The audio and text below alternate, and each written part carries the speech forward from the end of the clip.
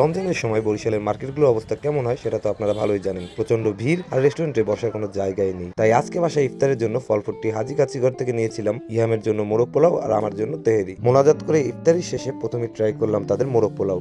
আর honestly এটা আমার এবং ইহামের অনেক পছন্দের। চিকেনের সাইজটা ছিল অনেক বড়, একদম টেন্ডার, আর পোলাওর সাথে কম্বিনেশনটা ছিল অসাধারণ। প্রতিটা বাইটে একটা রিচ আর ফ্লেভারফুল টেস্ট পাচ্ছিলাম। যারা মোরগ পোলাও লাভ করেন তাদের জন্য এটা ডেফিনেটলি বেস্ট অপশন। এরপর টেস্ট করলাম তাদের তেহেরি। দেখতেই পাচ্ছ কালারটা একদম পারফেক্ট, ঝুরঝুরে আর একটা সুন্দর ঘ্রাণ আসছিল। রাইসটা ছিল সফট, মশলাটা ব্যালেন্স আর মাংসটা একদম সফট আর যথেষ্ট জুসি। সব মিলিয়ে এটা ছিল খুবই স্যাটিসফাইং একটা তেহেরি। সাথে নিয়েছিলাম তাদের বাদাম শরবত। ইফতারের পর এই শরবতটা সত্যিই খুব রিফ্রেশিং আর এনার্জেটিক লাগছিল। বাদামের ফ্লেভারটা ভালোভাবে ফিল করা যাচ্ছিল। আর শেষে ছিল ফিরনি। টেক্সচারটা ছিল স্মুথ আর সুইটনেসটা ছিল একদম পারফেক্ট। ইফতার শেষ করার জন্য এটা ছিল খুব ভালো একটা ডেজার্ট। সব মিলিয়ে হাজি কাচ্চিঘরের এই ইফতার কম্বোটা আমার কাছে বেশ ভালো লেগেছে। বিশেষ করে তাদের মোরগ পোলাওটা সবচেয়ে বেশি উপভোগ করেছি।